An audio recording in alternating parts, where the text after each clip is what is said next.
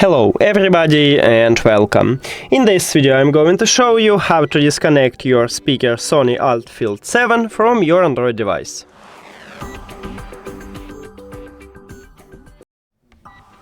You have to start by open settings and then go to connected devices.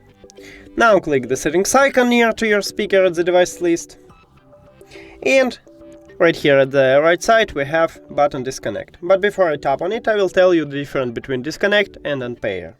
So, disconnect leaves your device at the device list, and unpair remove your device totally from your phone. So now let's tap on it. We did it. Now if I go back, you will see that my device is still it's disconnected with from my phone, but it's still at the device list. That's it.